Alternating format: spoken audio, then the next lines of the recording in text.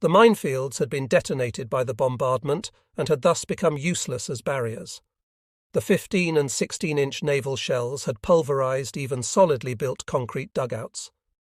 The German line was torn open in 2 places, and the strong points of the 441st East Battalion collapsed as its Russian auxiliary troops simply ran away, leaving only the German officers and non-commissioned officers with a handful of bolts to defend the positions.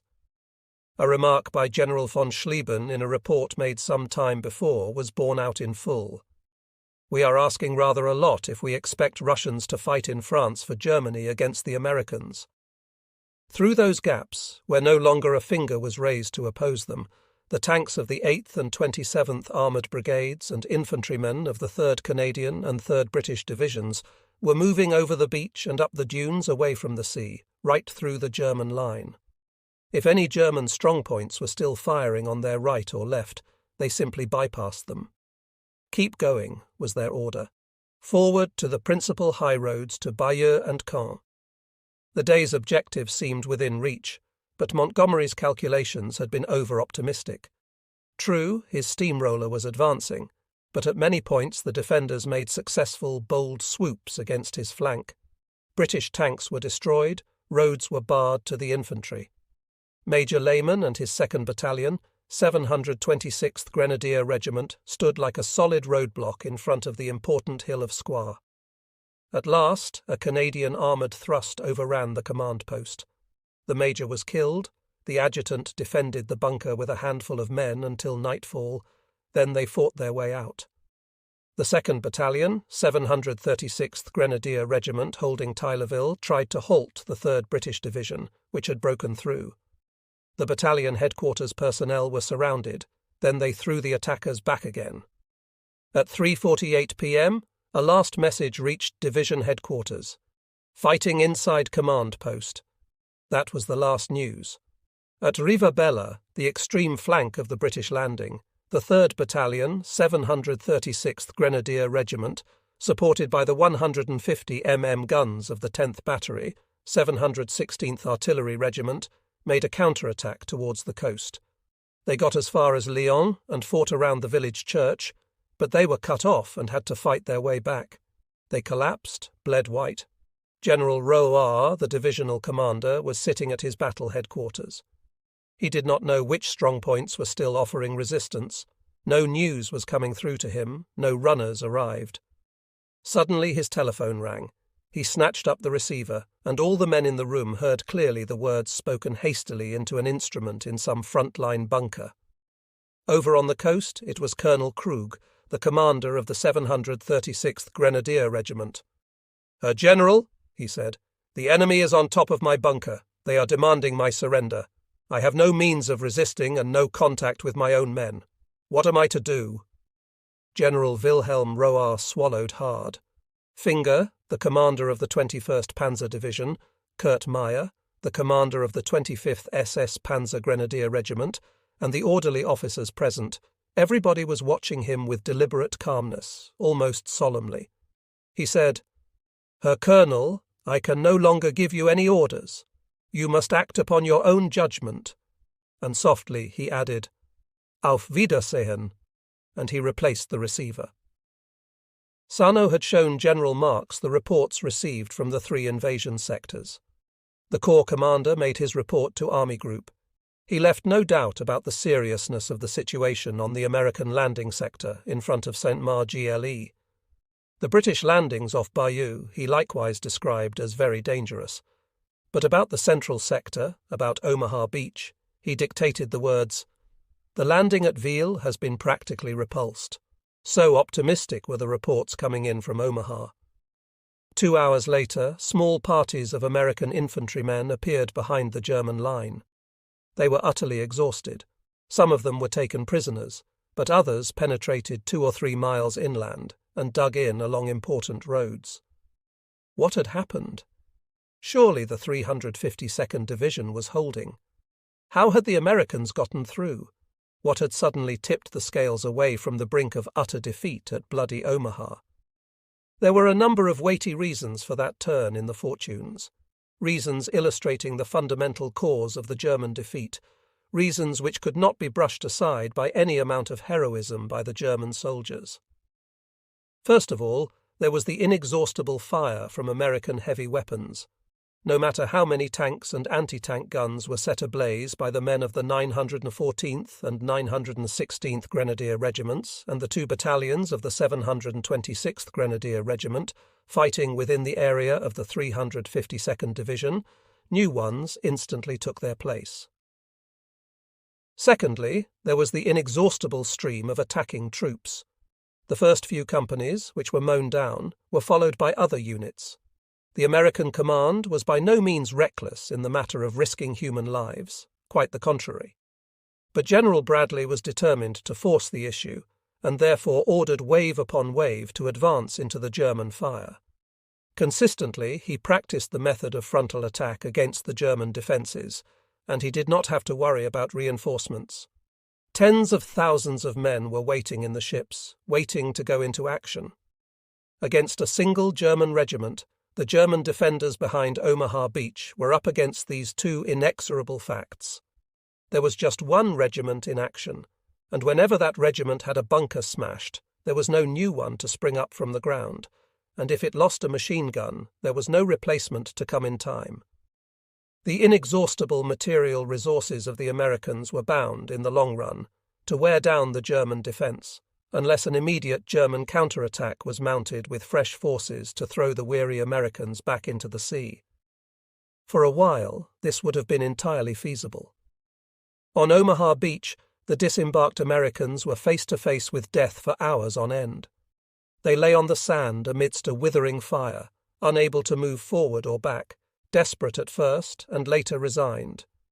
That was their lowest point. That was the much-quoted moment of weakness, the correct tactical moment for a counterattack. But the moment was missed, and the Americans overcame it. Quite suddenly, an American lieutenant got up to his feet on Easy Red Beach and said to his men, "You guys going to stay here until you're all dead? Like to see me attack alone?" And with an assault charge, he ran to the barbed wire hedge. The charge blew a hole into it. "Come on, let's go!" And they ran. They gained the crest of the dune and leapt from shell crater to shell crater. They attacked the German strongpoints from behind, filtered past a firing German bunker, flopped down in the dunes, crawling on their bellies. They cleared passages through the mines and, in Indian file, crossed the minefields behind the much too sparsely held German line. If a man was killed, he was left lying, and of the leading company alone, 47 men were killed. The wounded were left lying too. The others just stepped over them and must not step off the cleared path. Thus, the men of the 1st United States Division walked, crept, or reeled out of the death trap that was Omaha. A mere 300 men who slowly got the American advance moving again. By the afternoon, groups of men who had thus filtered through were deep in the hinterland. For the most part, however, they were repulsed or taken prisoner. They had no armour and no heavy weapons because the German infantrymen of the 352nd Division were still holding out among the dunes, barring the few exits negotiable by tanks. The units which had seeped through were not a fighting force to be taken seriously, not yet. The German counterattack, which surely must come at any moment now, would simply sweep them away. On the British invasion sector, admittedly, the situation was more serious, and at Utah Beach, 2 tanks had already broken through. Even so, it was still anybody's battle. A classical military doctrine says when an attacker has gained the far bank of a river, he is in a state of weakness. He has not yet organized himself for defense, and his position still lacks depth.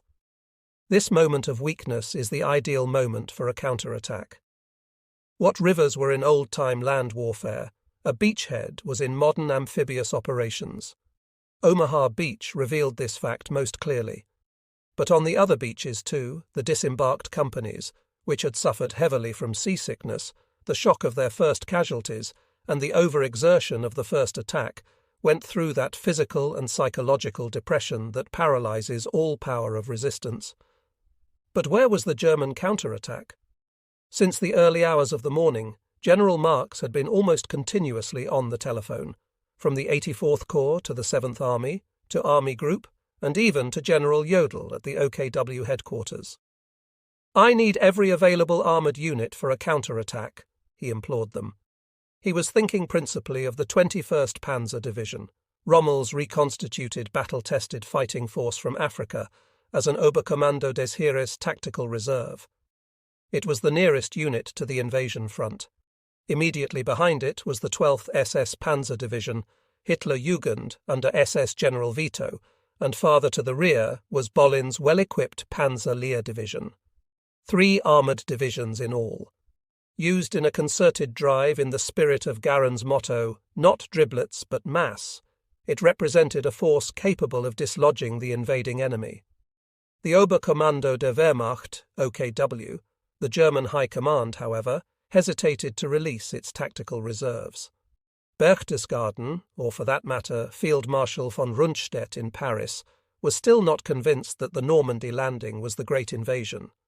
They still believed that it was a diversionary attack, a bluff, and they continued for a long time in this belief, with disastrous consequences.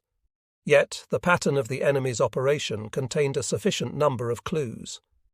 When the evening situation report for June 6th was discussed at the 84th Corps, Major Hain explained, "3 airborne divisions have been identified beyond doubt. That makes 3/4 of all airborne units we know to be based in England. There are, moreover, the crack units of the 4th and 1st United States Divisions.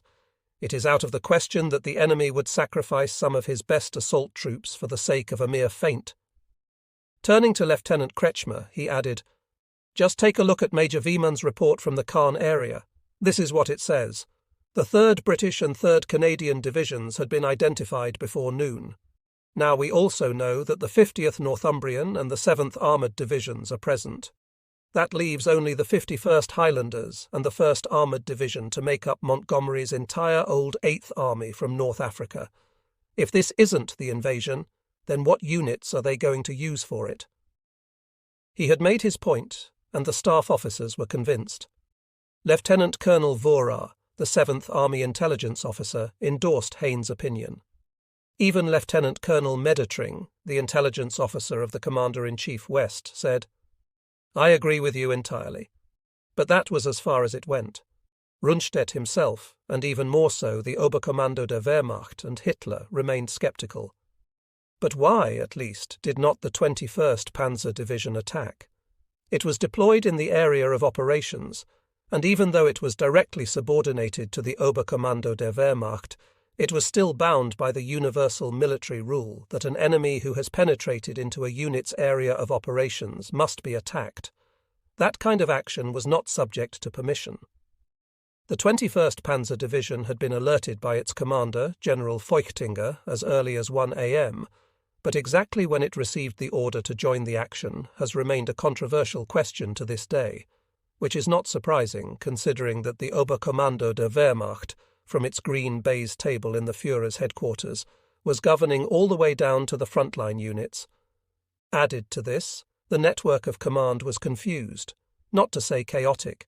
There was no question of a precise, unambiguous chain of command, and the result was vague orders. Switched into the direct chain of command from the Oberkommando der Wehrmacht to its tactical reserves were various other levels of command: Commander-in-Chief West, Army Group B, and Armoured Group West.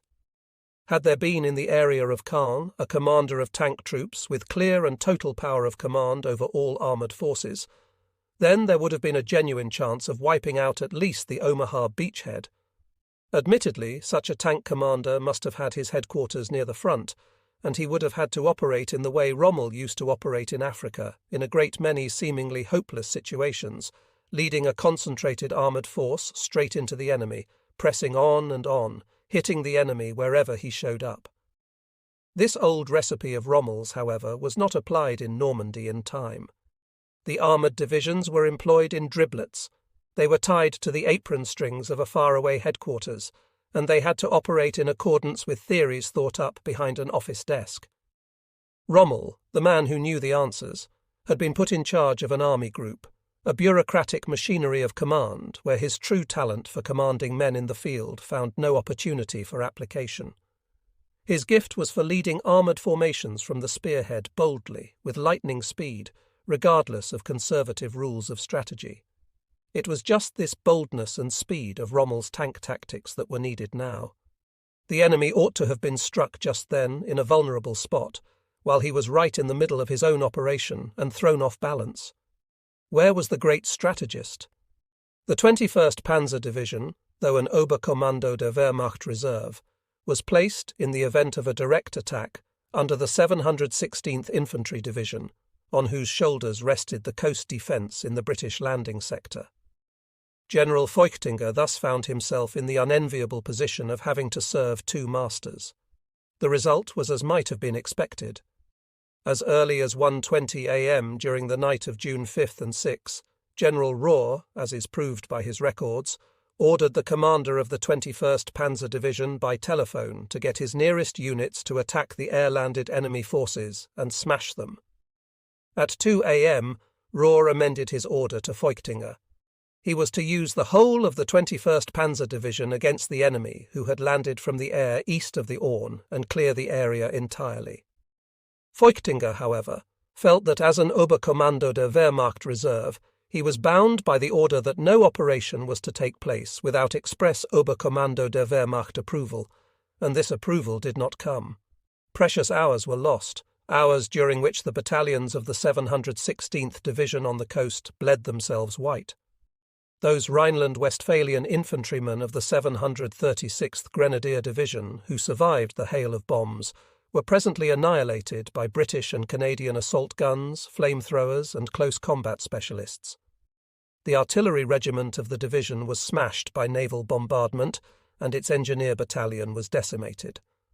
But the 21st Panzer Division, though ready to move off, stood rooted to its starting positions. At long last, after continuous remonstrations and angry arguments, General Feuchtinger decided at 6:30 a.m. to act on his own responsibility.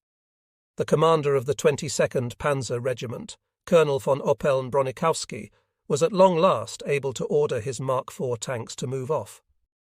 Dispatch riders tore into the villages around Falaise and Caen, where the companies had been standing by for hours in market squares and village streets, well camouflaged, with tank engines all warmed up. "Order to advance!" The men leapt into the tanks. The skippers were bracing themselves up in the turrets. "Distance, 40 yards! Column, move off! The 22nd Panzers are off!" To anyone studying today the first orders of the commander of the 716th Infantry Division, it becomes clear that until well into the morning of June 6th, he saw the main danger in the British airborne landings east of the Orne. General Rohr regarded it as his chief task to use the forces under his command to eliminate that danger. That the German reserves were as a result deflected away from the coast may well prove to be the most important contribution made by the 6th British Airborne Division during the early hours of D-Day. Shortly after 2 a.m., General Rohr directed the 2nd Battalion, 192nd Panzer Grenadier Regiment, towards the bridge of Bénouville, together with the 1st Panzerjäger Company of the 716th and a battery of the Heavy Artillery Battalion of the 989th. The Grenadiers were to recapture the bridge from the British paratroops and push across the Orne into the area of the airborne landings. The operation started swiftly. Lieutenant Colonel Rausch had his 192nd Regiment standing by, and the 2nd Battalion, under Major Zipperer, moved off a few minutes after 2 a.m. the 8th Heavy Company, under Lieutenant Bratz, with its 3 self-propelled 75 mm guns, a 20 mm flak troop on armoured carriers, and a mortar troop equipped with captured French mortars, drove rapidly from Caerhon towards Bénouville. Dispatch rider Atona had broken his own record when alerting the heavy anti-tank troop of the 8th Company. "Half a minute less than last time," he reported to Lieutenant Holler, the troop commander. But in spite of all their efforts, they arrived too late. Towards 3:30 a.m., they came up against the 1st British, who were already across the bridge of Bénouville and had advanced westward. They pushed them back into the village of Bénouville and sealed off the western approach to the bridge. Unable to attack, the Panzerjägers, Grenadiers and Engineers established themselves in defensive positions in a forest plantation and in a park on the outskirts of the village. From there they engaged the stubbornly fighting Tommies who were clearly determined at all costs to hold the bridge. The British were being reinforced all the time, and also had some heavy anti-tank guns and field guns. They even had some tanks coming over the bridge. Sergeant Goose set one British tank on fire with his 75mm gun, but a second one broke into the village and gave the British infantrymen all the help they needed. The scene of the battle changed as more British infantrymen, equipped with heavy automatic weapons, appeared in the west. The thin line of panzer grenadiers, panzerjägers, and engineers, reinforced by a troop of artillery from Bénouville, drew back into the defensive positions already set up. They covered the bridge of Bénouville with concentrated fire, but their efforts failed to prevent another British tank from advancing to the western exit from the bridge. Around 4 a.m., an advanced detachment of the Royal Engineers completed a mobile pontoon bridge across the Orne, and more British tanks and self-propelled guns appeared. Lieutenant Colonel Rausch's unit was soon engaged in a wild firefight with several British tanks in the outskirts of Bénouville. Within minutes it became obvious that the German force was overpowered. Rausch had to order his units to withdraw in order to avoid the complete destruction of his force. The men slowly retreated to the north, trying to keep the British at bay as they moved back. By noon, the British had secured the entire area, establishing a critical foothold in the vicinity of Bénouville and the bridge. And the tragedy of the moment, the road to the coast was still open, and the 1st Battalion, 192nd Panzer Grenadier Regiment, had fought its way through to the beach. It was now waiting for the tanks. Similarly, at Bénouville on the Orne, the 8th Company, 2nd Battalion, 192nd Panzer Grenadier Regiment was still holding out in the afternoon. Admittedly, the other companies and battalions had been moved into the Perrier neighbourhood to support the tank attack, but the 8th Company, with its heavy weapons, had dug in and was standing firm. It, too, was waiting for the tanks. At the airbase of Deauville, a mile and a half from the coast and on the flank of the British Juno Beach, 230 Luftwaffe ground troops, together with a few infantrymen, 3 anti-tank guns, 350mm guns, a dozen flamethrowers, and 20 machine guns, were holding out under their imperturbable commander, Lieutenant Aigle. They repulsed all attacks. Deauville was like a thorn in the enemy's side, and for 10 days Aigle and his men held the position.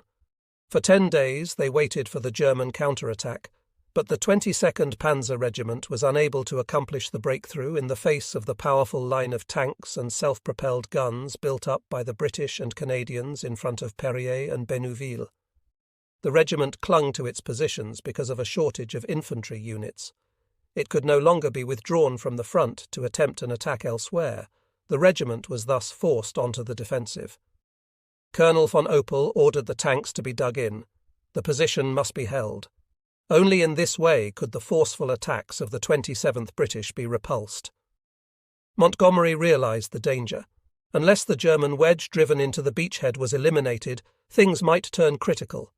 If the corridor from Caen to the coast, represented by the 1st Battalion, 192nd Grenadier Regiment, were to become the pipeline of German supplies, filling rapidly with German armour and artillery, then this might well be the end of the British beachhead.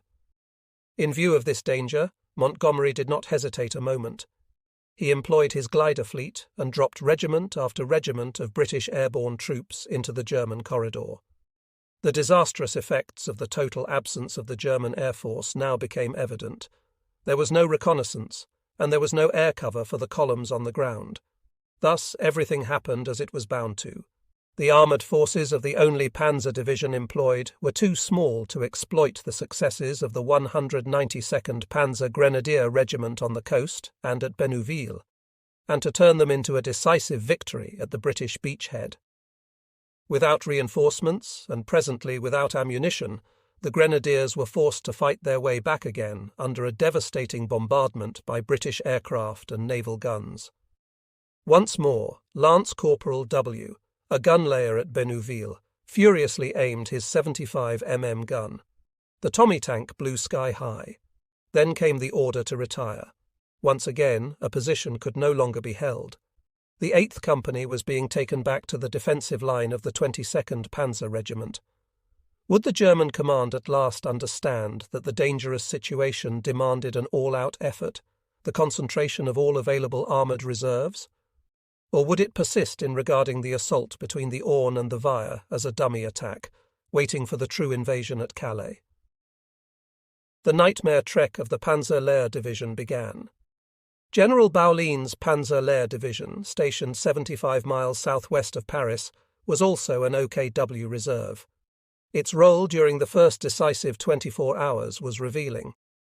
At 2:30 a.m. on June 6th, the telephone rang at divisional headquarters in Nogent-le-Rotrou, and General Weyauant of Jodel's staff passed on the following order to Baulin. The Panzer-Lehr Division is to be alerted for an advance in the direction of Caen. You will receive further orders from Army Group B. How totally unsuspecting the German High Command had been with regard to Allied intentions in the West is revealed by the fact that a few hours prior to that order, the OKW had deprived the Panzer-Lehr Division of its best tank battalion with its brand new Panther and Tiger companies and ordered them to be switched to the Eastern Front. Baulin immediately stopped this transfer on his own responsibility. Such units as had not yet been entrained were ordered back to their stations, and those on the move already were ordered to return. Even so, it took 5 days for the battalion to arrive at the front, 5 precious days. While the units of the Panzer-Lehr Division were assembling, Baulin drove over to 7th Army at Le Mans. There, a surprise awaited him. All night long, OKW had kept the division standing by, and now Colonel General Dolman demanded that it should move off at 5 p.m. in daylight. Baulin objected. An experienced commander and Rommel's chief of staff in the African campaigns, he had come to realize on his drive to army headquarters where the main danger lay, in the air. In the clear summer sky, which was buzzing with fighter bombers, Baulin proposed to wait until nightfall before moving off. Dolman refused. The division, he argued, must arrive in the area south of Caen in the morning of June 7th. In vain did Baulin try to convince him of the illusory nature of his calculation. Well and good if they had been allowed to move off as soon as the alert was given at 2 a.m., when it was still dark. But now, in daylight, in view of the threat from the air and the bombed roads, Baulin pointed out, the division's average speed could be at best 5 miles per hour. The tanks were some 90 miles south of Caen, and how long, therefore, would it take them to get to the operation area? Certainly they could not be there before June 8th. But Dolman insisted on his order, and moreover proposed a change in the approach roads. On this point, however, Baulin was adamant. To redirect the division now would mean certain chaos. Baulin drove back and ordered the division to move off. Drive on the roads or alongside the roads, but see that you get to the front as quickly and with as few losses as possible, he instructed his officers. Presently the Crack Panzer Division was moving towards the Western Front to come to the aid of the 21st Panzer Division. Even now, Baulin, usually such an urbane person, gets really angry when he recalls the sacrificial trek of his division, a trek marked by very heavy losses even before action was joined. This is by Baulin's own account. I was driving in front of the middle column with 2 staff cars and 2 headquarters signal vans along the Alençon-Argentan road. We had only got to Bonvouloir when the first fighter-bomber attack forced us to take cover. For once we were lucky, but the columns were getting farther apart all the time. Since Army had ordered radio silence, we had to maintain contact by dispatch riders, as if radio silence could have stopped the fighter-bombers and reconnaissance planes from spotting us. All it did was prevent the division staff from forming a picture of the state of the advance, if it was moving smoothly, or whether there were hold-ups and losses, and how far the spearheads had got. I was forever sending off officers, or else seeking out my units myself. We were moving along all 5 routes of advance. Naturally, our move had been spotted by enemy air reconnaissance, and before long the bombers were hovering above the roads, smashing crossroads, villages and towns along our line of advance, and pouncing on the long columns of vehicles. At 11 p.m. we drove through Sees. The place was lit up by flares hanging above it like candles on a Christmas tree, and heavy bombs were crashing down on the houses, which were already burning. but we managed to get through. Towards 2 a.m., we were getting to Argentan. The scene was as bright as day, what with fires and explosions. The little town was quaking under the ceaseless hail of bombs. We got as far as the southern outskirts. After that, it was impossible to get any farther. The whole of Argentan was burning. We were in a witch's cauldron. Behind us, the road was blocked too. We were trapped in a blazing town. Dust and smoke reduced visibility to nil. Sparks were flying about our vehicles, smouldering beams and wrecked masonry blocked all roads, and still the enemy planes were hovering in the sky. Their flares flooded the burning houses with a brilliant light. We could hardly breathe with the pungent smoke. We had to reconnoitre a way out on foot. Teams of engineers were working on the heavily damaged bridge over the Orne. At 3 a.m. we succeeded in escaping from this fiery cage across the fields in the direction of Falaise. Towards dawn the bombardment abated. The road via Écouché and Brieux-Falaise was still passable. At 4 a.m. we were in Falaise, which had also suffered heavily. By 5 a.m. we got to Condé-sur-Noireau. As for the rest of the division, its loss amounted to some 40%. It was sheer murder. Even then, it was far from being at the front. The men were dead tired and needed time to sleep and regroup. The columns were scattered, with headquarters and battalions not even knowing the location of the others. If anything had gone wrong in the final stage, it would have been a case of every man for himself. To the men of the division who survived, it seemed a miracle that they reached the front in one piece. The losses sustained in those 2 days on the road exceeded the casualties in 5 days of battle later on in the neighbourhood of Tilly. He flicked into low gear and drove the car into the ditch alongside the road. Already those cursed birds were swooping down past them. The ditch had saved Beaumach and his driver. They heard the bombs burst on the crossroads they had just passed. They could hear the planes pull out, bank, and dive down again. And who were the victims this time? The grenadiers had no medicine against the fighter bombers. During the first alarm, an experienced old lance corporal in charge of the leading armoured personnel carrier of the escort company had broken column and driven off into the field to aim a burst of fire from his 2 machine guns at the attacking Spitfire. To his utter amazement, nothing had happened. He had opened up again. The aircraft had flown straight through his fire. One had only to watch the tracer, but the effect had been nil. No wonder. The engine and cockpit had been armoured against small arms fire. Thus, the fighter bombers had become a frightful weapon against infantry. The warning of low-flying aircraft was the nightmare of all units on the move. The dangerous birds were everywhere. No one was ever safe from them, except perhaps by night or when it rained. When Lieutenant Beaumach at last jumped into the 5-foot dugout that served as his regimental commander's battle headquarters near Bruay, the last thing he saw in the sky was, once more, an aircraft. This time, it was an artillery spotter. A minute later, its purpose became plain. Heavy naval guns began to bombard the area of Brou, where the 9,002nd Panzer Grenadier Regiment not only had its headquarters, but where its advanced units were standing by, ready for action. For a whole hour, death and destruction rained down upon the regiment before it had fired a single shot. At his temporary divisional headquarters in Prusy, a little chateau surrounded by a few farmhouses north of Caisou-Nou, General Bolline informed his chief of operations, Major Kaufmann, about the situation of the division and the location of the various units. He explained the orders he had issued for the attack scheduled for the following morning, June 8th.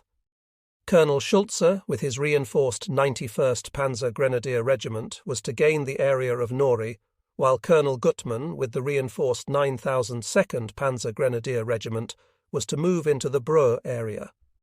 They were then to link up with the 12th SS Panzer Division, Hitlerjugend, and on its right, the 21st Panzer Division, for the full-scale attack towards the coast. The full-scale attack, it had to come off this time, not like when the 21st Panzer Division had tried. The Panzer and the Hitlerjugend divisions were to get the German countermeasures out of the bog again, where they had got stuck through mismanagement and confused orders. Witz's 12th SS Panzer Division, Hitlerjugend, was a well-equipped unit. The grenadiers were young boys between 18 and 19. They believed in their cause and had confidence in their weapons. They had no inkling of the tug-of-war that went on in the high command, and if anybody had told them, they would have been furiously angry. They were about to pay a heavy price for their innocence. Both the choice of assembly area and the first operational orders issued to the 12th SS Panzer Division clearly revealed the conflicting views still held in the higher German commands. In April, the division had been switched from Belgium to Normandy. It was to be stationed in the area of Loure, 18 miles behind the coast. That would have been an excellent assembly area if only it had been there on June 6th. But General von Geyer, the commander of Armoured Group West, had the division moved another 30 miles farther to the south. His decision reflected the old quarrel between Rommel and himself. The former wanted to have the reserves quite close to the coast, while the latter wanted them stationed a good way back in order to gain elbow room for manoeuvre. In his calculations, Geyer had not made allowance for the overwhelming air superiority of the Allies, though in fairness it came as a surprise to all troops in Normandy. Thus, Witz's division was exactly 12 miles too far away from the zone of operations to go into action on June 6th. As early as 3 a.m., the 711th Division, commanded by Lieutenant General Reichardt and stationed on the right of the 716th Infantry Division between Orne and Seine, had sent a signal to General Witz: "Enemy airborne landings behind our left wing." And then came a strange postscript: "Enemy dropping uniformed straw dummies." That was one of Montgomery's deceptions. Altogether, he was a past master at that kind of trick. Although his division had not been ordered into action, Witz immediately alerted his units. At 4 a.m. exactly, they were ready to move. The tanks were waiting, the grenadiers were waiting, but nothing happened. The 25th Panzer Grenadier Regiment reconned in the direction of Caen.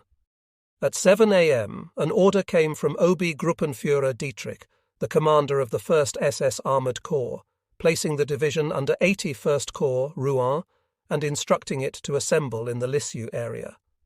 The unit commanders were shaking their heads in bewilderment. Why Lisieux? Surely reconnaissance had shown the enemy to have landed on both sides of the Orne and to be pressing towards Caen. Besides, a move without previously elaborated marching plans was bound to waste a great deal of time.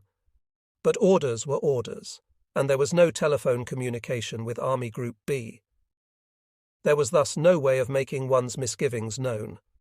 New marching orders were worked out and taken to the units by orderly officers. Between 10 o'clock and 11 a.m., the units were ready to move off, and that was on June 6th, early enough for a rapid counterattack to the coast. It was precisely the time when the 22nd Panzer Regiment of the 21st Panzer Division was being launched towards the western bank of the Orne. At about 3 p.m., an order was received from Army Group B to the divisional commander to the effect that the division should not, after all, assemble in the Lisieux area but west of Caen, objective support for a counterattack of 84th Corps. Witz cursed. An Obergruppenführer of SS troops was the equivalent of an army general, furiously. His regiments were already on the move. How were they to be recalled? By the time the new order reached the reinforced 25th Panzer Grenadier Regiment, it had reached the area west of Loure, and the time was nearly 4 p.m. The remaining units received the order at various times, at different points along their route. Thus, the 25th Panzer Grenadier Regiment had to cover yet another 44 miles to get to its assembly area, an area that was only half that distance away from the regiment's initial position that morning.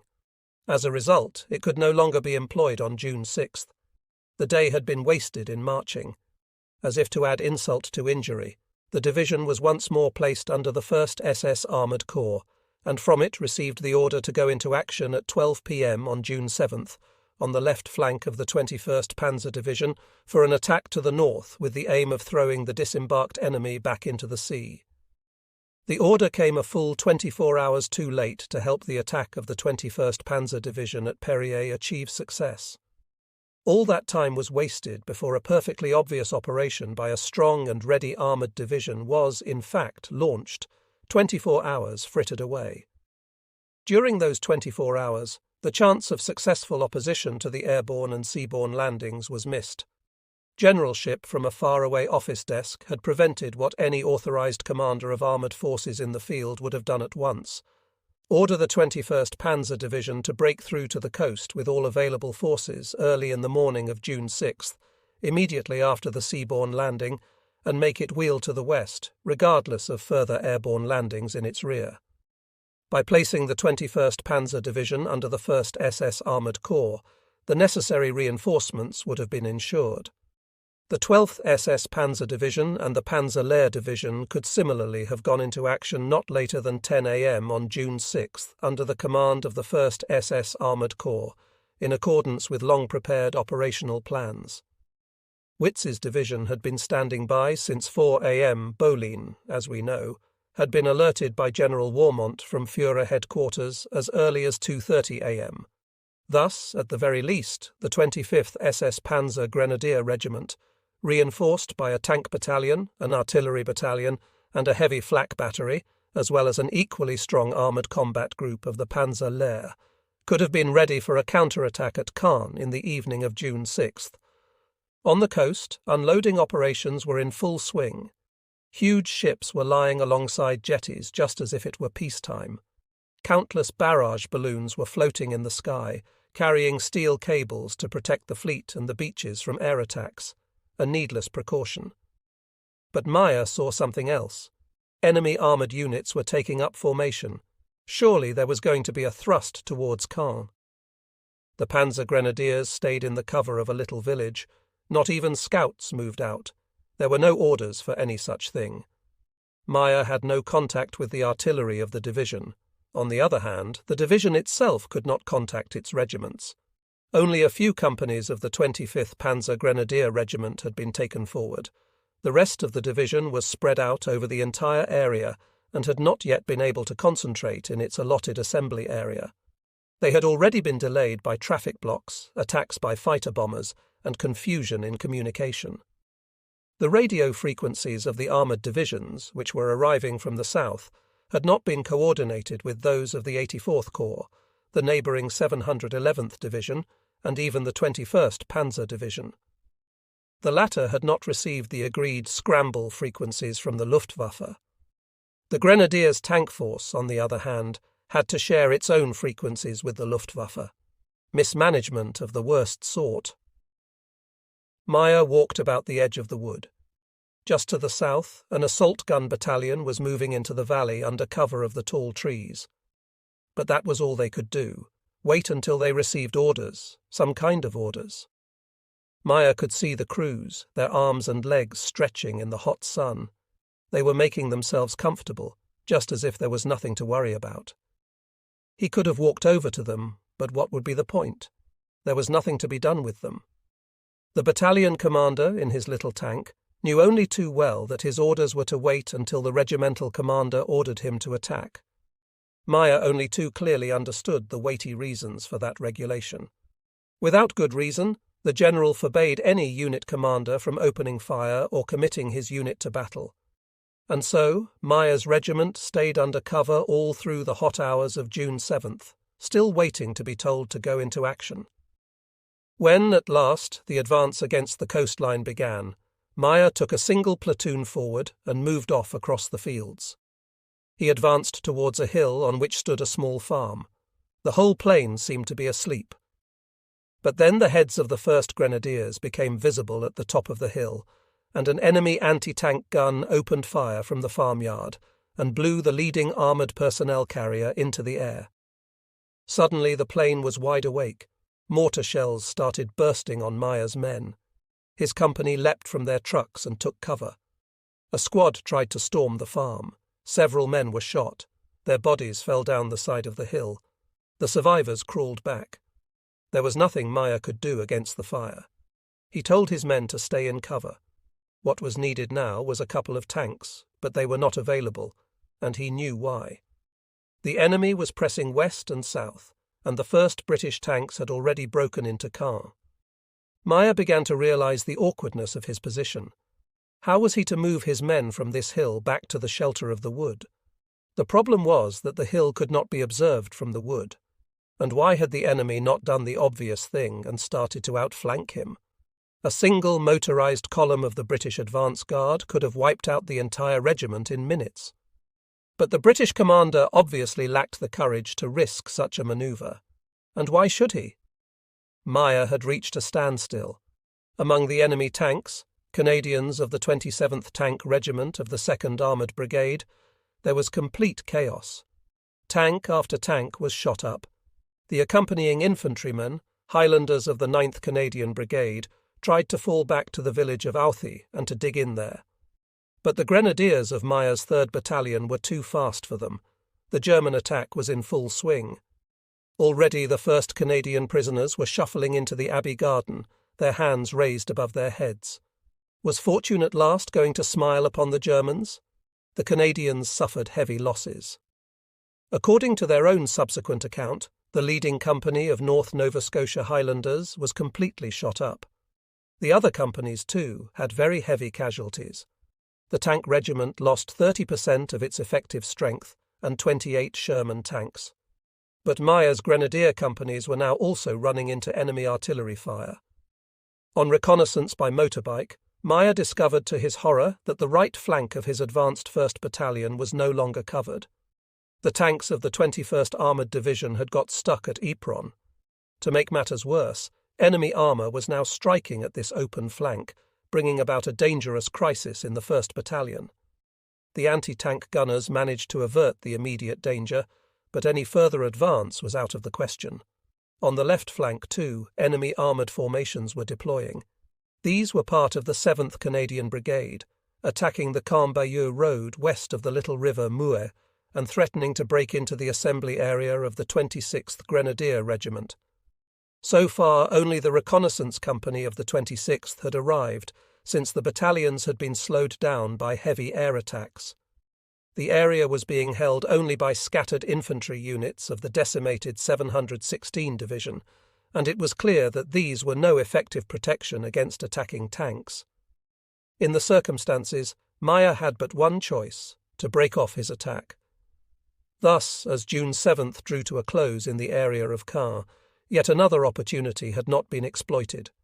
All the hopes of the German command were now centred on June 8, the 3rd day of the Allied invasion. The day when, at long last, the 3 armoured divisions, the 21st, the Panzer Lehr and the 12th SS, were to launch their full-scale concerted attack against the British bridgehead, which by then had grown to a depth of 6 miles.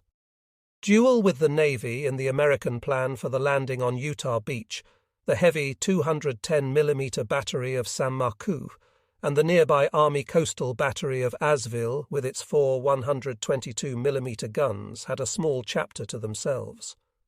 Both positions were to have been taken by American assault troops in the morning of D-Day, but when June 6 drew to an end, Saint-Marcoux was still firing. It was shelling the landing beach, and it was shelling the Île Saint-Marcoux off the coast where the 4th United States Division was piling up stores. The GIs were cursing, and the American staff officers were worried. "That damned battery's got to be silenced," they said.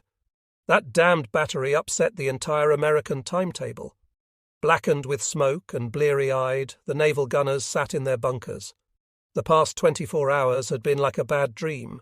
First the attack by parachutists, then the Navy. Was it really only yesterday morning that they had first sighted that armada? It seemed like eternity. Staff Sergeant Baumgarten, the fire control officer of the Saint-Marcoux battery, would never forget the scene. Lieutenant Umsen picking up the telephone towards 5 a.m. and calmly reporting to Admiral Henneker, the naval commander in Cherbourg. Several hundred ships sighted in the Bay of the Seine, and questioned, "Any German vessels at sea?" After a short pause, the answer came, "No, none of our vessels at sea. Any vessels sighted bound to be enemy ships. Permission to open fire, ammunition to be used sparingly, message ends out."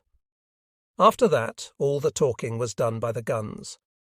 At 5 a.m. exactly, visibility was so good that accurate aiming was possible.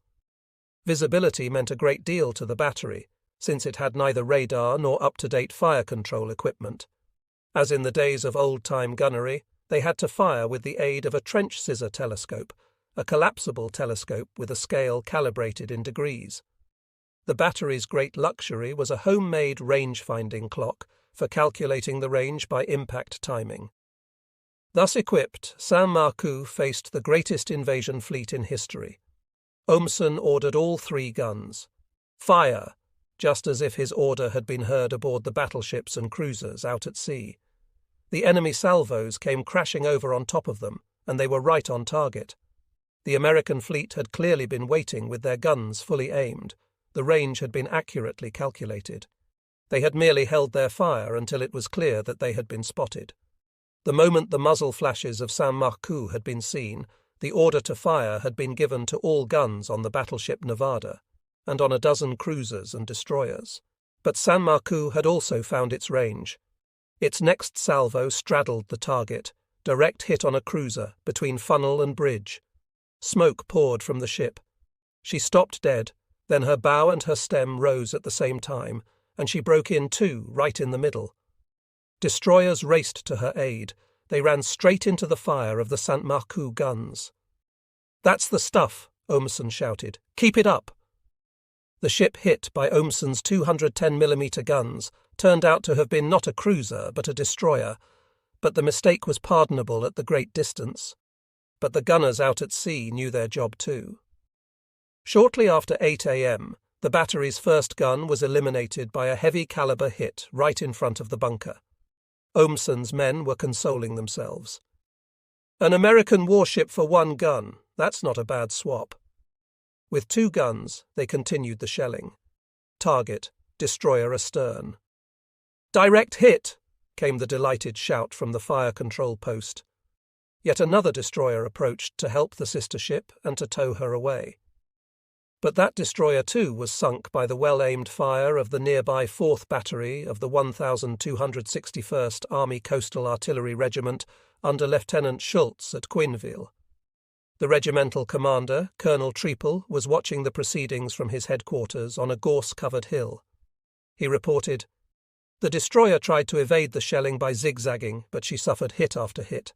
1 shell apparently struck her rudder, for she kept going round in circles. Eventually she stopped. She listed to port. Her afterdeck was slipping deeper and deeper into the water."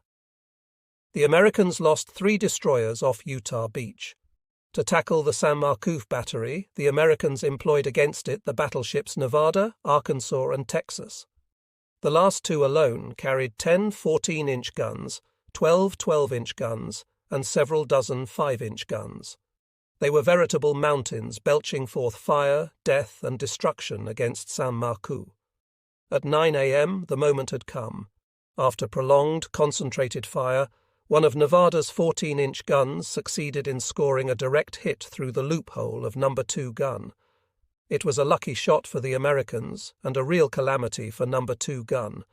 The effect was terrible. Direct hit through the loophole may sound rather sensational, but a naval battery designed to fight targets at sea does not have the usual fire slit. A heavy gun like that must be able to traverse through 180 degrees and elevate through an arc of 60 degrees. Moreover, it must be capable of being raised or lowered by several feet. The loophole in which the gun barrel performs this maneuver is therefore more or less the size of a barn door, about 20 by 26 feet. The armoured steel loophole plate to fit into this large opening had been dispatched from the supply depot at Bad Segeberg, but had never arrived. It was probably lying at some bombed railway junction, just as the battery's up-to-date fire control equipment was. With both pillbox guns silenced, Saint-Marcoux was no longer able to shell targets at sea. Olmsson therefore trained their last gun, a freestanding 210mm, on the landing strip. It was 6 miles to Utah Beach, where Strong Point Widerstand's nest had just been overwhelmed, and where American tanks, trucks, and troops were tightly pressed together, preparing to break out along the coast towards the north. In his account of the invasion, Admiral King, Commander-in-Chief United States Navy, admits that the enemy from 11 a.m. onwards brought the beach under accurate artillery fire. "What's the time?" Olmsson asked. 7 o'clock, Herr Oberleutnant, Baumgarten replied. The telephone rang. Lieutenant Katnig from Azoville was on the line. "My number 3 gun has been silenced by a direct hit on the emplacement. The 10-foot-thick concrete roof has been smashed and the gun buried with its crew." Omsen had no time to say much about his own situation. He could hear machine guns opening up within the strongpoint. "Alarm! Enemy attack from direction Crisbeck." The time was 7:07 a.m. The Americans had launched an attack from their positions at Saint-Germain-de-Varaville, one battalion by the coastal road against Saint-Marcoux, another somewhat farther to the west against Azoville. They penetrated into the village of Saint-Marcoux. Omsen had got one of his flak guns working again and was firing at the charging infantrymen. The United States battalion suffered heavy casualties, but those American assault troops were tough customers. Along the poplar-lined track, they fought their way forward from the village of Saint-Marcoux towards the battery. Barbed wire and trenches had all been levelled by the hail of bombs and shells. The flanking machine guns were smashed up. From the landward side, the battery was entirely exposed. In short bounds, the Americans were closing in. "Alarm! Prepare for all-round defence," Omsen ordered. That was the battery's emergency signal. Now everything was at stake. The attackers penetrated into the battery area. The German gunners were trapped in their bunkers. On the road to Crisbeck, German and American infantrymen were lying within a hand grenade's throw of each other. The naval gunners, middle-aged reservists, all of them, acquitted themselves like an infantry company of the line. All the officers and non-commissioned officers were wounded. Lieutenant Omsen had a bullet through his hand. There was no doctor. He had been killed on the way to Saint-Marcoux from the neighbouring battery. 2 medical ratings were looking after the wounded, and many a survivor of Saint-Marcoux owes his life to them. The Americans, meanwhile, had come close to the fire control bunker of the Azoville battery, which was situated within the Saint-Marcoux battery's area, because from Azoville itself the coast could not be seen. From his dugout, Omsen saw an enemy assault group climb up on top of the Azoville fire control bunker. He realized what the Americans were trying to do: thrust detonators into the apertures, light the fuses, and roast the occupants. That was exactly what would presently happen to all his gun crews. In the face of this desperate situation, Omsen took an equally desperate decision. His signaller with his walkie-talkie set was by his side. Omsen ordered, "Signal to Azoville battery. Request gunfire on my own position." Aghast, the signaller stared at the lieutenant. "Get on with it, man," he snapped, and by way of explanation he added, "We shall have some losses ourselves, but it's our only chance." The signaller transmitted the message. The Azoville battery was also surrounded by the enemy, but Lieutenant Katnig received the signal. He saw at once what Omsen was up to. "Schurger," he said to his old staff sergeant, "we're going to make those fellows dance." Calmly, as if this was a range exercise, he placed some well-aimed shells right in the Saint-Marcoux battery area. The effect was startling. The Americans were bewildered. A burst close to the fire control bunker of the Azoville battery swept off the men who had climbed on top. Where was the fire coming from? The American infantrymen's first thought was that they were being pounded by their own naval guns, and that made them furious. Nobody likes being killed by his own side's bullets. Their reaction, therefore, was understandable. Helter-skelter, the GIs abandoned the battery, and they even left their weapons and equipment behind. This dramatic change of fortune acted like a tonic on the men of the battery. With their captured weapons, which included small, portable mortars, they equipped themselves like an infantry unit. As a further godsend, Lieutenant Geisler appeared on the scene with the 6th Company, 919th Infantry Regiment. They had fought their way through to the battery and now swelled Omsen's forces. Jointly, infantrymen and gunners pursued the Americans. They knew the terrain and struck at the retreating enemy's flank. The American regimental commander realized the danger and threw in a reserve company on his left wing, but it did not help. The Germans kept up the pressure. The Americans retreated faster and faster. Their retreat turned into a rout. The GIs were shot up. Omsen's and Geisler's men took 90 prisoners. The remainder of the Americans were driven far beyond Dodanville. where at last they fell back upon reserve units of their 22nd Regiment. The men of Saint-Marcoux believed they could sense the fury of the fighter bombers which swooped down again and again at their battery during the rest of the day. They believed they could hear the anger of the naval gunners who were ceaselessly pounding them, but they enjoyed their grim satisfaction. They had shown those Yanks they did not know how things stood on the other sectors of the front. They did not know that the grenadier battalions of the 1058th and 922nd Regiments, as well as the 6th Parachute Regiment and the 7th Army Oberkommando Assault Battalion, were pinned down at Sainte-Mère-Église and Azeville, pinned down by the American naval gunners and covered by the first American tanks pushing inland from the coast. General von Schlieben by then realized that the enemy bridgehead could no longer be wiped out by counterattacks with local reserves. An ambulance carrying German and American wounded had been strafed by fighter bombers and was burning furiously. The wounded were screaming. They were dragged out of the vehicle. 2 Americans were dead. All had severe burns. Into that confusion at the entrance to headquarters burst an orderly officer of the 352nd Division with a staff sergeant and 2 Russians from the 439th East Battalion. "Where is the intelligence officer? The battalion commander, Major Becker, has sent him 2 kit bags full of captured American documents. How had he got hold of them?" the staff sergeant reported laconically. In the battalion's area on the Vire estuary near Gefos-Fontenay, a shell-riddled landing craft had been washed up. Aboard had been 6 dead American naval officers. One of them was a beachmaster, an officer responsible for a particular sector of the landing beach. His body had slumped across a case, and in that case had been papers, evidently secret documents. "Here they are, Herr Major," he said, tipping a mountain of documents, damp and in part sticking together, upon the Major's desk. Even at his first glance, Hayne saw entire pages covered with code words, figures, and a timetable. No doubt this was a major catch. Interpreters were mobilized at once. After less than half an hour, Sonderführer Jobel burst into the office in great excitement. "Herr Major, we've got the whole plan of operations of the 7th United States Corps." The intelligence officer could hardly believe his ears. Still skeptical, he ran his eyes over the first page. "My word, Jobel," he breathed. It was as Jobel had said, a downright unbelievable piece of luck. The entire plan of operations, neatly set out for each separate phase from D-Day onwards, with day-by-day objectives on the Cotentin Peninsula, was lying on the desk at 84th Corps. Revealed to the German command were the intentions of the enemy, not only of 7th Corps, but also of the neighbouring 5th American Corps and the ex-PEX British Corps. Under this plan, the Americans were first to link up their separate Utah and Omaha beachheads at Carentan. Next, they were to link up with the British at Bayeux and in this way establish a continuous bridgehead.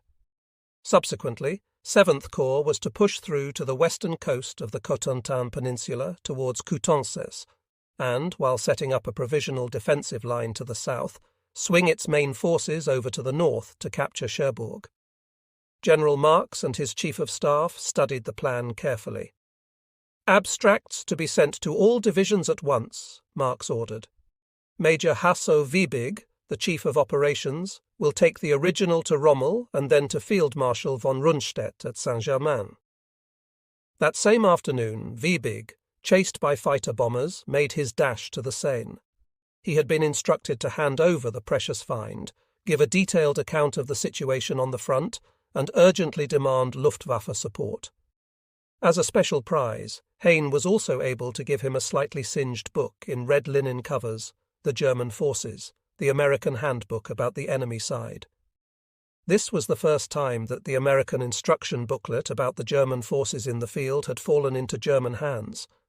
It was found to give full credit to the Germans' military achievements, especially in Russia. For once the god of battle seemed to smile upon the German command. But what use were papers? What use was the knowledge of the enemy's plans if one was unable to foil them? True, the enemy's timetable was upset more than once during the next few weeks.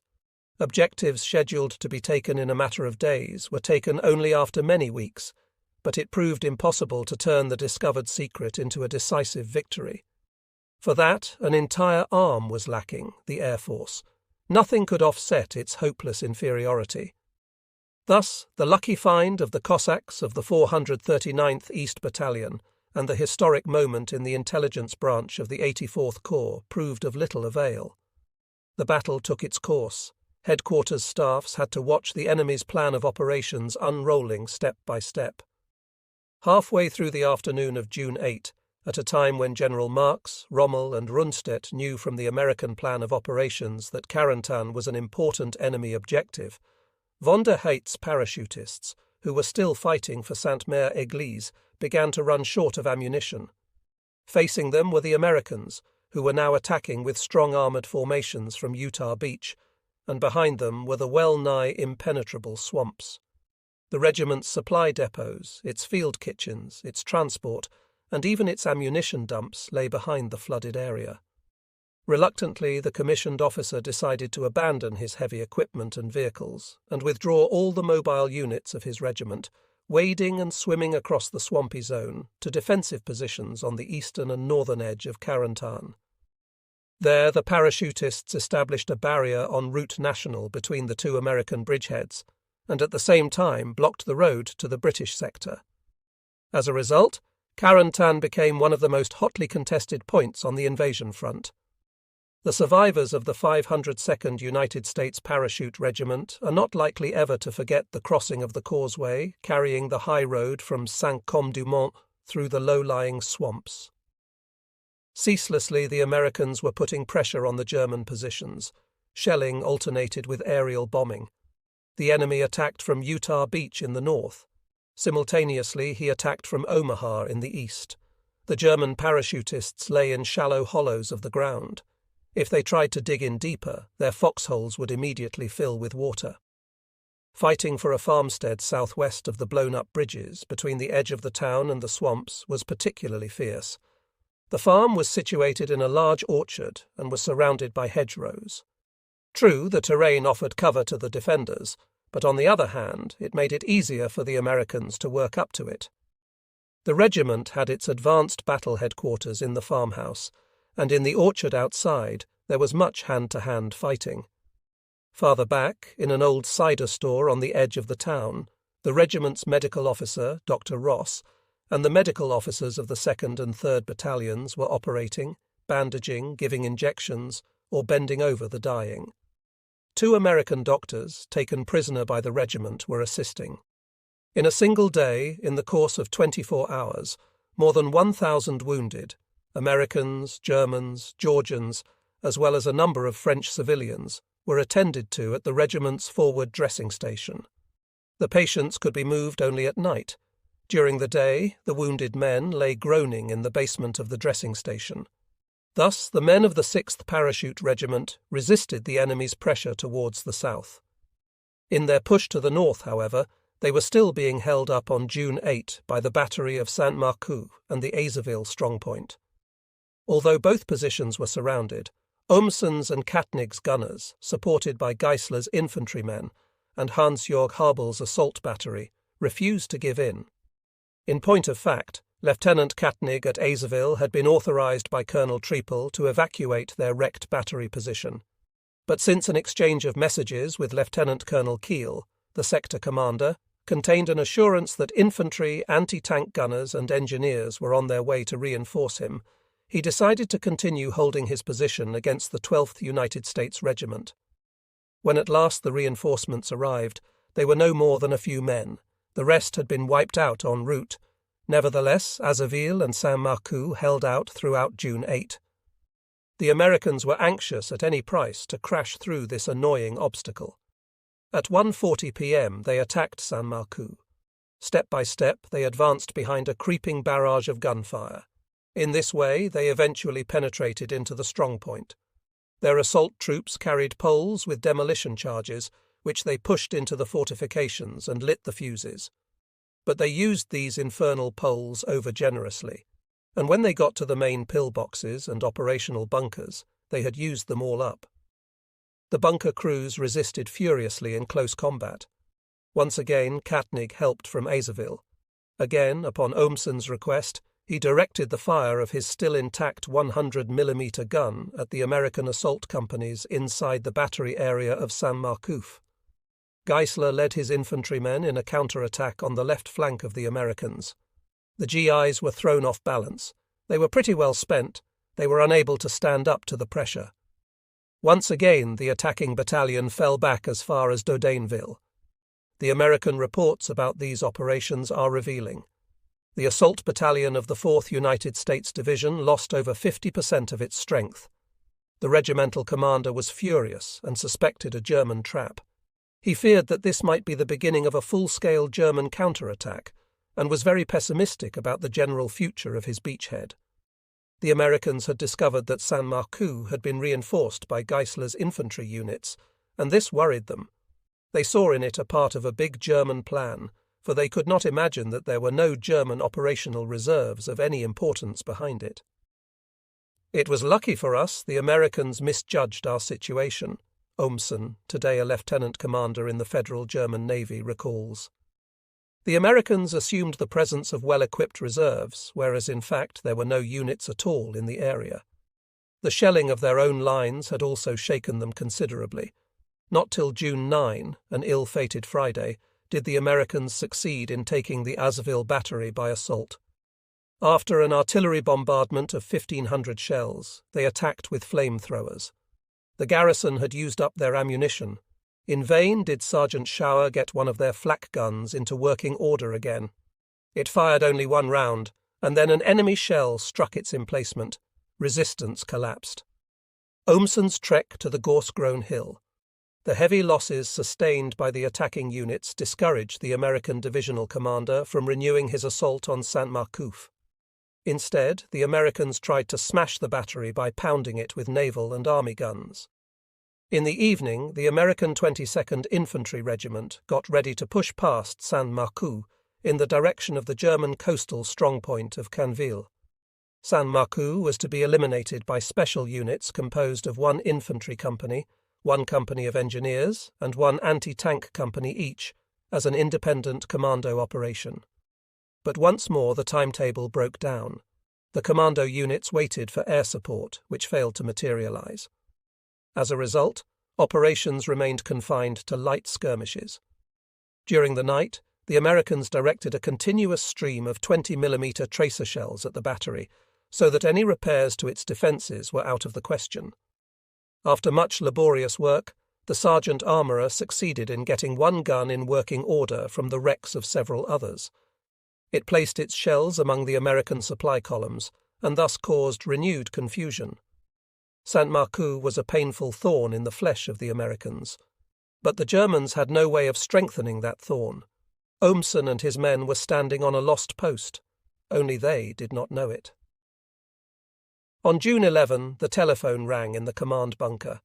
The weary men were shaken up. It seemed incredible that the instrument should still be working after all those bombs and shells. But the telephone lines in Saint Marcouf functioned to the very last minute. All the battery's cable connections survived the severest punishment. Olmsson is still proud of the way in which he had laid those cables when the battery was built, some 30 to 35 inches deep, in very narrow trenches which were not filled in. In this way the wires were exposed, repairs were quite easy, but repairs, as it turned out, were not necessary very often because Olmsson's experts had laid the cables quite loosely, with plenty of slack. In the event of a nearby bomb burst, the wires were thus able to whip about without snapping. Communications to the naval commander in Cherbourg were along a deep underground cable by way of solid switching gear. In spite of its 25 miles length, it remained intact, as indeed did many trunk communication cables of the army, which often continued to serve their purpose long after the Americans had occupied the territory. As Lieutenant Olmsson lifted the receiver, all eyes in the bunker were on him.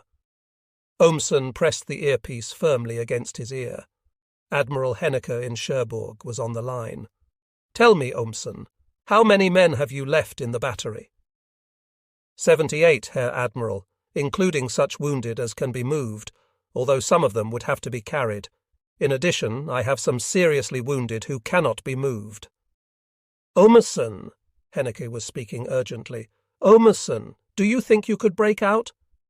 Before Ohmsen had a chance of replying, Henniker continued, "You must try it, Ohmsen. It's about 6 miles to our own lines. Try to get through this very night." Ohmsen did not hesitate for a second. "Yes, Herr Admiral," he replied. Then he replaced the receiver. There was not much to think over.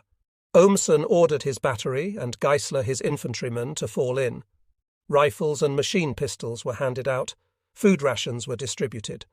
Anybody who wanted to do so could have his private belongings burnt together with the secret papers. Then the handful of men of Saint-Marcouf set out on their trek through the night. They waded through watercourses. Their wounded they carried high over their heads, on hurriedly constructed stretchers of poles, sheets and blankets. "Careful there! Don't jolt them!" Lance Corporal Johannes Brockmann of the Medical Corps kept reminding them. Even so, it was a bad journey for the wounded. The men wheeled northward. Their objective was Quinville, the gorse-grown hill near La Panelle, where Lieutenant Colonel Kiel's 919th Grenadier Regiment had its headquarters. There also was Colonel Triepel of 1261st Army Coastal Artillery Regiment, under whom Saint-Marcouf came for artillery purposes. It was a long night, but it passed, as also did fear. At first light, they were in front of their own lines. On the following morning, June 12, 1944, the American commander decided to send in a newly landed regiment of the 9th Division against those stubborn coast defence strongpoints. Major General J.L. Collins wanted to overrun the German defensive position outside Montebourg, capture the important road junction of Montebourg, and thus gain control of the road to Cherbourg. The big Atlantic port was the great objective of the 7th United States Corps. At Corps headquarters, the officers were bending over their maps. They were listening to their commander. From the very first day, he explained, those batteries had greatly interfered with the unloading of men and equipment. The entire timetable had been delayed by several days. Besides, it was not a pleasant feeling to have German pockets of resistance in the rear of the attacking troops. The officers nodded. They understood the situation, and they were prepared for anything. 2 hours later, however, a reconnaissance unit of the 9th United States Division reported, "Saint-Marcouf battery evacuated." All they found was 21 seriously wounded German soldiers, well looked after by the battery's medical non-commissioned officer, who had volunteered to stay behind. The Americans were not displeased with their easy victory, nor, for that matter, were the German wounded. The American Army communiqué reported the capture of Saint-Marcouf. It did not report that it came 6 days later than was scheduled. Parachutists only need knives. Carentan fell too.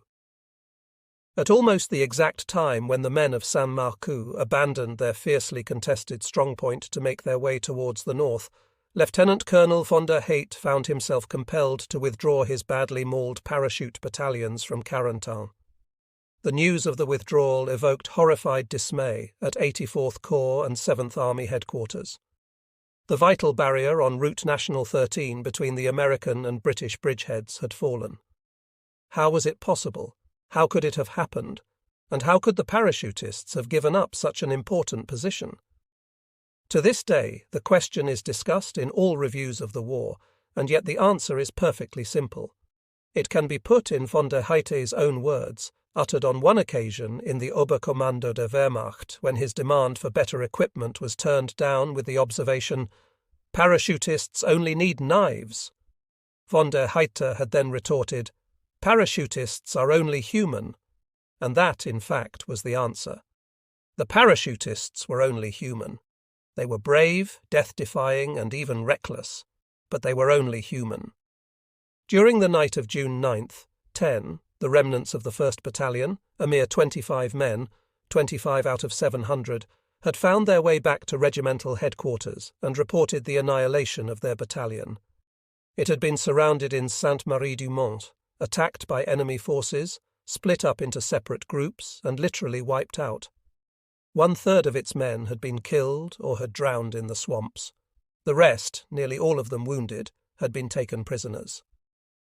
On June 10th, at noon, an American officer with a flag of truce appeared in front of the positions of the 2nd Battalion north of Carentan, and, on behalf of General Maxwell Taylor, the commander of the United States Airborne Division, demanded their surrender.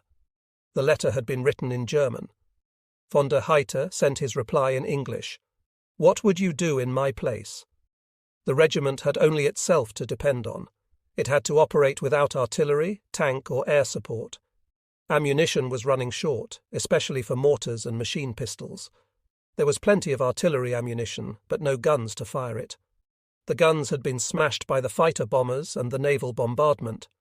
In response to an SOS to 84th Corps, a supply column got through with French mortar shells, but the caliber was wrong. The inventive parachutists nevertheless managed to use them by wrapping each mortar shell in a blanket. Luckily, there was a blanket store in Carentan, so at least there was no shortage of blankets. During the night of June 10th, 11, the parachutists thought they were witnessing a miracle. A delighted shout went up throughout their positions. German aircraft! They were the first German aircraft they had seen since the invasion. Ju-52 transports made available by 84th Corps dropped containers with ammunition for mortars and machine pistols. On the morning of June 11th, the Americans succeeded in making deep penetrations on the right, on the left, and at the centre of the regiment. Von der Heydte had to withdraw some of his men from the front to use them for flank cover. As a result, the regiment's resistance was weakened. By noon, the enemy had reached the outskirts of Carentan and gained a foothold in ruined buildings, gardens, and hedgerows. As a precautionary measure, the regimental commander ordered the hills immediately to the southwest of the town to be reconnoitred for suitable alternative positions and for lines of retreat. The remnants of the 795th Georgian Battalion, which had placed itself under von der Heydte's command, were detailed to get those positions ready. In any case, the Georgians were no longer up to the severe defensive fighting in the front line. At noon, the regimental commander made a personal reconnaissance of his alternative positions.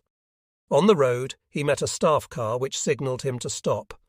It was the commander of the 17th SS Panzer Grenadier Division, Gotz von Berlichingen, Brigadeführer Ostendorf, and his chief of operations, Obersturmbannführer Konrad. Von der Heydte made his report, and he was informed that his regiment had been placed under Ostendorf's division, which was scheduled to make an attack on the American bridgehead on June 12th. Ostendorf was in excellent spirits. "We'll get that little job cleaned up all right," he said optimistically. Von der Heydte, just to be on the safe side, requested that part of the division be sent into action at once to reinforce his parachutists outside Carentan. But Ostendorf refused, naturally enough. He wanted to hold his division together for the full-scale attack, which he felt confident would split up the bridgeheads. In vain did von der Heydte warn against an over-optimistic assessment of the situation. Ostendorf referred to his Russian experiences, and surely those Yanks can't be tougher than the Russians. "Not tougher," von der Heydte replied, "but considerably better equipped, with a veritable steamroller of tanks and guns." The divisional commander cut short the argument with the words, "Herr Oberstleutnant, no doubt your parachutists will manage till tomorrow." They did not manage. On returning to his battle headquarters, von der Heydte learned that the fiercely contested farmhouse, which had served as advanced headquarters during the past few days, had fallen to the Americans. Immediate action had thus become imperative, unless the entire regiment was to suffer the same fate as the 1st Battalion, encirclement and utter annihilation. Towards 5 p.m. on June 11th, the regimental commander therefore gave orders for the town to be evacuated and the troops to fall back to the reconnoitred and prepared positions southwest of Carentan. As dusk fell, von der Heydte's parachutists disengaged themselves from the ruins of the violently contested town astride Route National. The battle for Carentan was over. In vain did the 17th SS Panzer Grenadier Division try to recapture the town on the following day. The 2nd Parachute Battalion, with the regimental commander, was the only unit in the division to succeed once more in advancing to the outskirts of the town and digging in by the railway station. For a while they held their position, but they were forced to abandon it again when the rest of Ostendorf's division remained pinned down by enemy fire. The road between Utah and Omaha was open. Bayeux must be retaken. That was the state of things in the British bridgehead near Caen, where we left the 25th Panzer Grenadier Regiment of the SS Panzer Division, Hitlerjugend, engaged in heavy fighting in the evening of June 7th. On June 8th, the grenadiers and tank crews were still locked in fierce battle with the Canadians, who were vigorously pressing forward. A combat group with a company of Panther tanks of the 12th SS Panzer Regiment and the reconnaissance company of the 25th SS Panzer Grenadier Regiment captured Bretteville, overran the headquarters of the Regina Rifles, and held the village throughout the night. At dawn, however, Meyer was compelled to withdraw from his combat group. Without infantry support, the advanced position was no longer tenable. The enemy had grown too strong. In the afternoon, General von Geyer, the commander of Armoured Group West, turned up at Meyer's headquarters. Together, the general and the Standartenführer climbed to the observation post in the corner tower of the Ardennes Abbey. Meyer reported on the situation. Geyer listened to him pessimistically, but finally announced that he would launch a full-scale attack with the 21st Panzer Division on the right wing, 12th SS Panzer Division in the centre, and Bayerlein's Panzer Lehr Division on the left wing. The objective would be a breakthrough to the coast along a broad front. Breakthrough to the coast, at long last, Meyer thought to himself. On the left wing of the hastily established German line outside Caen, units of Bayerlein's Panzer Lehr Division were already moving into their assembly areas. The general himself described these fateful days of June 8 through 11 as follows. At first light on June 8th, Colonel Scholze had reached the assembly area of Norre with units of the 901st Panzer Grenadier Regiment. Colonel Gutmann's combat group, with units of the 902nd, had to fight their way into the Bruay area since Canadian tanks had already occupied the village. Furious night fighting, with nobody able to tell friend or foe, resulted in heavy casualties. The artillery had still not taken up their positions. The regimental commander, Colonel Luxemburger, a dashing officer who had lost an arm in the First World War, and Lieutenant Colonel Zeisler, the battalion commander, had driven ahead to reconnoitre with their headquarters personnel. Towards noon, the two combat groups had taken up position. They were ready to join the action, but the order for action did not come. They waited till the evening. Field Marshal Rommel arrived at the battle headquarters in Le Mesnil-Patry, and presently it became clear that once again all plans were to be scrapped. Rommel angrily informed Bayerlein that the 50th British Division had taken Bayeux. The 50th British Division, Bayerlein, are very special friends from Africa. The Field Marshal explained to the general that his division would have to redeploy both its combat groups from the Norre-Bruay area into the area of Tilly during the night of June 8 through 9. Objective: attack on Bayeux in the morning of June 9th. The town will be taken, the town will be taken, the customary clear and optimistic order. Somehow it did not seem to match Rommel's general pessimism. "We shall suffer the same fate as in Africa, Bayerlein," he said irritably. "Instead of the Mediterranean, we shall have the Rhine, and we shan't get anything across. All units to be redeployed once more." Bayerlein shook his head. Anyone would think they were on manoeuvres. The movements began at nightfall, undiscovered by the Canadians, but discovered, unfortunately, by the German Luftwaffe, and the Luftwaffe dropped its bombs on the German columns on the move. Fortunately, not much damage was done. In the morning of June 9, the redeployment was completed and the attack on Bayeux could start. But British reconnaissance units and armoured groups were already moving south on the Tilly-Bayeux road. To avoid wasting strength in preliminary skirmishes, the German attack would have to take place to the west of the road. The 2nd Battalion of the Panzer Lehr Regiment under Major Prince Schonberg-Waldenburg participated in the attack with the 1st Company. Of the 1st Battalion, which Bayerlein had ordered back from transfer to the Eastern Front, there was still no sign. The attack made good progress. Towards noon, Ellen in the Ora Valley was reached. Armoured scouting detachments on reconnaissance had advanced as far as Arganchy, 3 miles south of Bayeux. 3 miles from Bayeux, Bayerlein felt the excitement of the hunt. He would teach the 50th British Division a lesson, just as in the old days at Got el Waleb in Africa. "Get a move on, chaps," he urged his staff officers. Captain Hartdigan grinned. "It's going all right, Herr General. It's going all right. It looks as if we might run straight into the gap between the British and American sectors. With a little luck, we'll push through to the coast, neatly between Yanks and Tommies, and stop them from linking up." But just as if there was a jinx on all German operations, a moment later came the order, "Break off attack, division to be withdrawn to Tilly." Never before had there been so much cursing among officers and other ranks of the Panzer-Lehr division as at that moment. What had happened?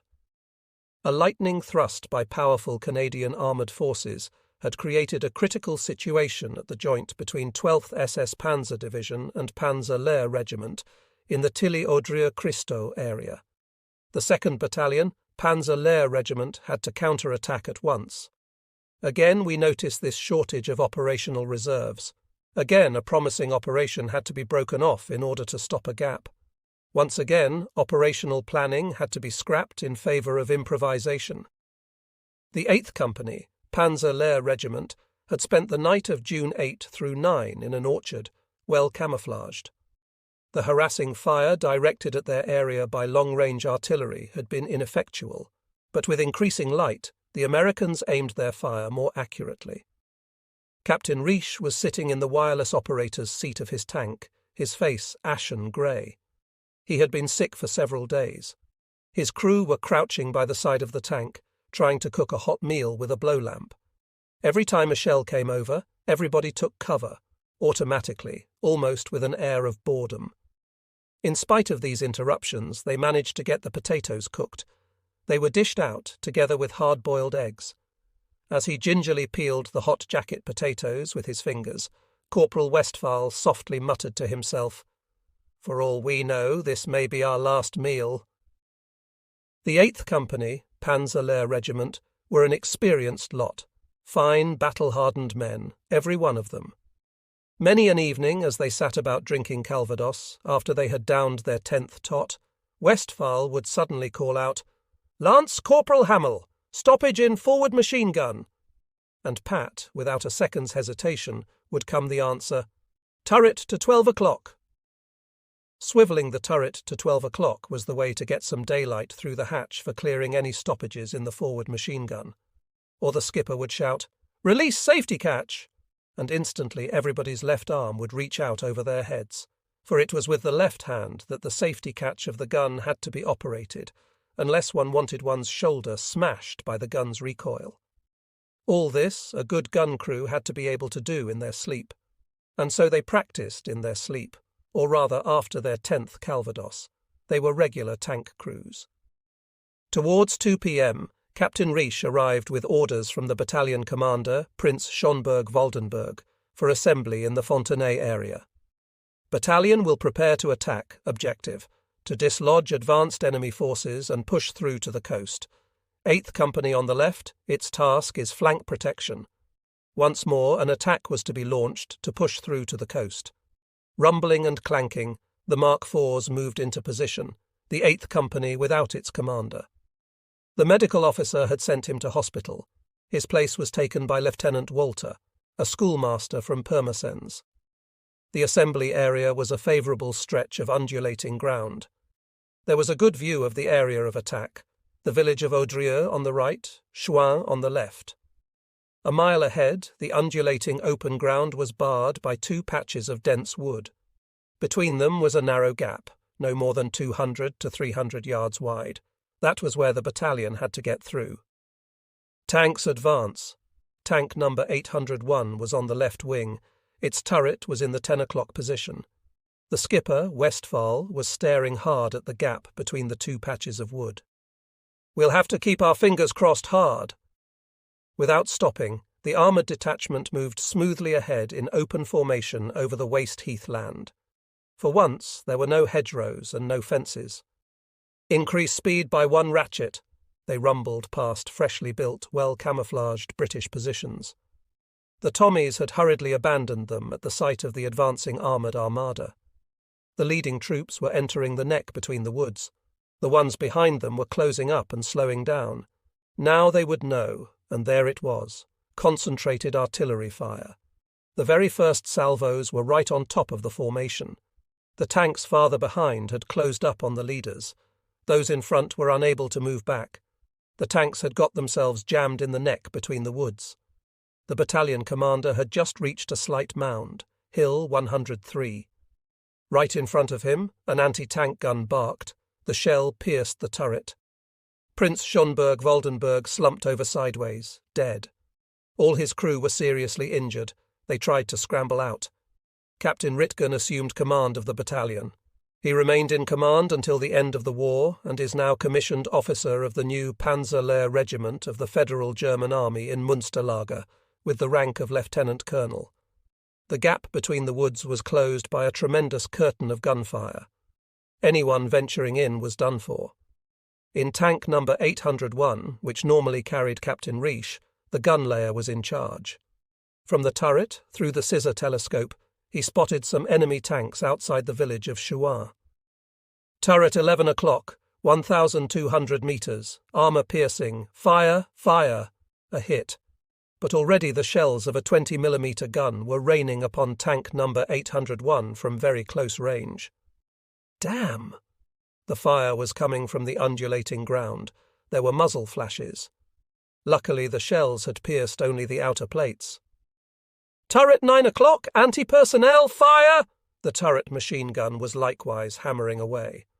Not another shot came from the British position. Meanwhile, the acting battalion commander had ordered the tanks back. Number 801 remained to give covering fire to the damaged tanks whose crews, many of them under fire, were carrying out repairs.